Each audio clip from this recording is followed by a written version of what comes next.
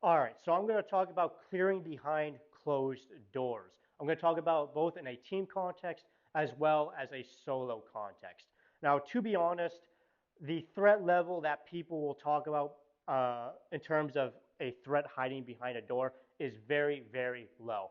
In reality, threats very, very rarely hide behind doors because although it might be a sneaky position for them to potentially engage Blue Force, in reality, threats don't hide behind doors because although it might be a sneaky place for them to potentially engage you, it is a very, very dangerous position for them to be in because they have no route of egress and it's just, they're very close. It's just a very vulnerable position for them to be. So more than likely, they're going to die. And generally speaking, most people, in terms of threats, they want to live. They're not there to just take as many of you with them as possible. That's generally not their motto. They're generally looking to live. And hiding behind a door is not a good position for them to do so. So, with that being said, the threat, the chances of a threat hiding behind a door is very, very rare. However, people do hide behind doors, particularly non-threats. Almost overwhelming majority of the time, if there's going to be someone hiding behind a door, it's going to be a non-threat, particularly children.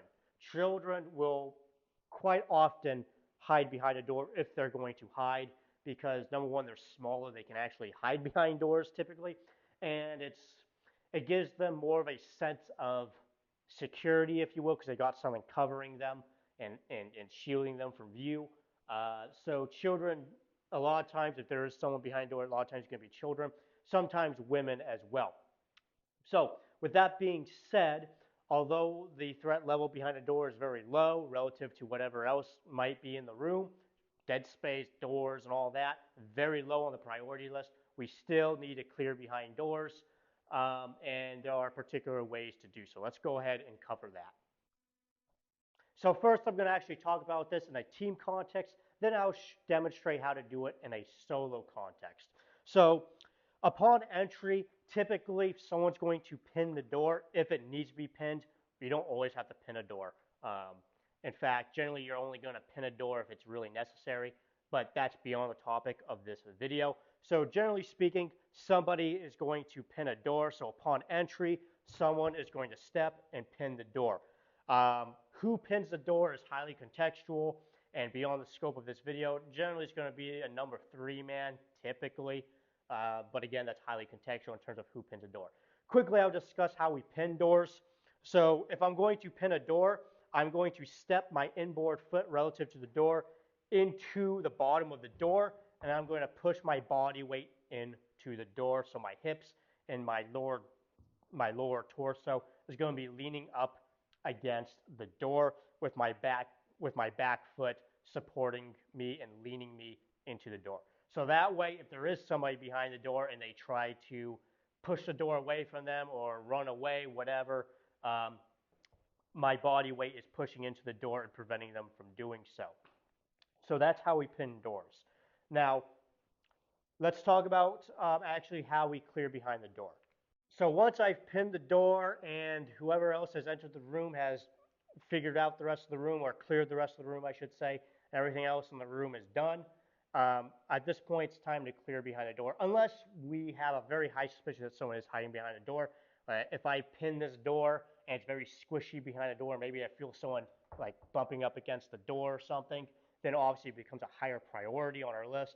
But until then, and unless I get those types of cues and triggers, everything else within the room is a much higher priority. So once that's done, at that point, somebody else, another guy, will come up in front of me, essentially, where the door is.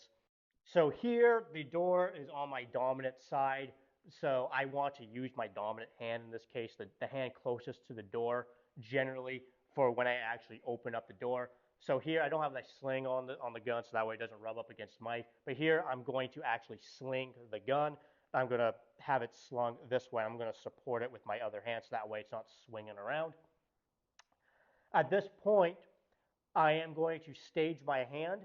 Generally speaking, it's best for you to stage your hand up high on the door. So if you're a taller guy, I'm going to talk about if you're short like me, you can't really do this.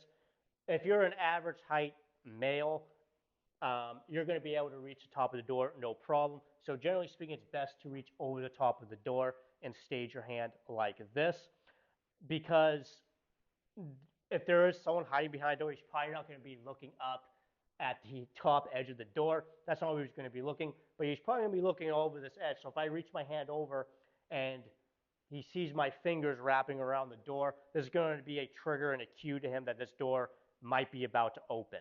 So I don't want to give him that luxury. Now I'm short, and this is, although I can reach it, it's not a very good position for me to be in. I'm really reaching here, so I don't do this. So in the case that the door is really high or you're really short like me and you can't do that, I'm going to stage my hand very, very softly on the doorknob. Now, don't do shit like this, right? I'm not grabbing the door handle aggressively, because again, that's going to be a potential cue and trigger for him that this door is about to open. Don't want to do that. So I'm going to put my hand very softly on the doorknob. When I'm ready to open this door, I'm going to look at whoever's going to actually clear behind the door. I'm going to give him a quick head nod to let him know, hey, I'm in position, I'm ready to open the door. And when he is ready for me to open up the door, he's either going to give me a head nod or some sort of muzzle wave, depending on your SOP and preference and all that, blah, blah, blah, beyond the scope of this video, to let me know to actually open up the door. So I stage my hand softly, give him a little head nod. He's going to give me either a head nod or a muzzle wave. And now I'm going to open up the door. How I'm going to do this is I'm going to put a little bit of tension on the door and on the doorknob. In this case, it'd be the same thing. I would just begin pulling the door basically up against my foot, giving a little bit of tension on the door. And I'm just going to step my inboard foot, the one that's actually pinning the door, out slightly, about give or take 6 inches. I don't want to open up the door too much, right? So once I get the go ahead, I'm going to put a little bit of tension into the door. Then I'm going to step out slightly and open the door just a little bit. So when I open up the door slightly, it's going to pin up against my foot. And I'm still going to keep my body weight into it. So that way, when the door opens up slightly and someone's trying to maybe run out, I still got body weight in it, and it's going to at least be somewhat of a obstacle for him to get through. If he does get through, at least it slows him down a little bit, or ideally it actually prevents him from from running away, essentially. Ideally, it would prevent him from doing that. So like I already talked about, ideally it's better for you to grab up high generally. I'll show that here real quick, even though it's really awkward for me to do it because I have to reach real high. But it's not going to look great, but it would look like this, like that. Again, I'm short, it's awkward, I'm like up on my toes, but you get the idea. Again, if you're short, it's okay to grab the handle as long as you're quiet with it. Just don't do this kind of stuff. Grab it softly, look, nod, and open the door. Now, like I already talked about, I only want to open up the door maybe 6 inches or so. I only want to open up the door just enough where whoever's clearing behind the door can see behind the door and really no more. I don't want to open this door up real wide like this because, number one, whoever's behind that door potentially gives him an easy path to run out, which is not only dangerous for that person, whoever's clearing behind that person, as in whoever's actually clearing behind the door, but it's potentially dangerous for me too, because if this person, right, if I open up this door real wide and this guy's a threat, he needs to be shot, and he decides to run this way, like towards me, now I'm in the line of fire, and that's just no good. I'm not in a very good position here because I'm somewhat in the line of fire potentially. So I really want to make sure if there's any fire that's coming, it's only going through that crack where the door is. But also, if I only open it up this far, if he's behind the door, and especially if he's got a rifle, and this door only opens up this far, hopefully you guys can see me through the window here, right? I can't get my my gun up, especially if I have a rifle. If I have a pistol, I still might be able to stretch it out, but again, I'm still very compressed here. So that's another reason why we only open up the door so far. All right, now let's talk about clearing behind a door solo. You not only would you do this obviously in a solo context, so you're alone, there's no one else to help you, but you actually do this quite a bit in a team context too, especially if no one pinned the door. So you actually do this quite a bit, probably actually more often than even doing it as a team. What's behind the door is actually a very, very low priority threat because, like I already talked about, uh, threats very rarely hide behind doors. So, with that being said, this is how we're going to do it solo. So, once everything else in the room's been dealt with and all that, obviously, this point I'm going to actually approach this door. Once I get to the position where I can reach the doorknob, I'm going to short stock the rifle going under the arm. And here, personally, I'm going to flip my safety off. Just in the event that there is a threat behind this door, if I pull this door and he pushes out or whatever, I'm immediately ready to engage. My finger's still off.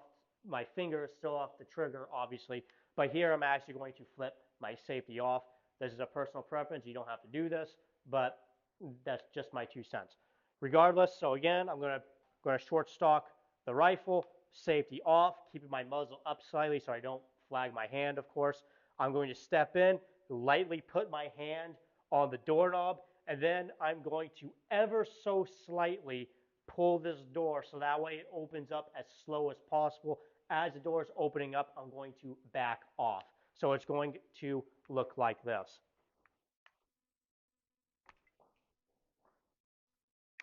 So again, I don't want to fling this door open, especially in a solo context, because if I come here and I just fling this door open and just say hi to whoever might be behind the door, this is dumb. It gives him very quick access to attack me. I'm very close, especially if it's like a contact weapon or something. It's just a dumb idea. I just want to open this door ever so slightly so it's opening very, very slow. I want to give myself as much time to back away from this door as possible and get as much distance away from it as possible. So again, it looks like this.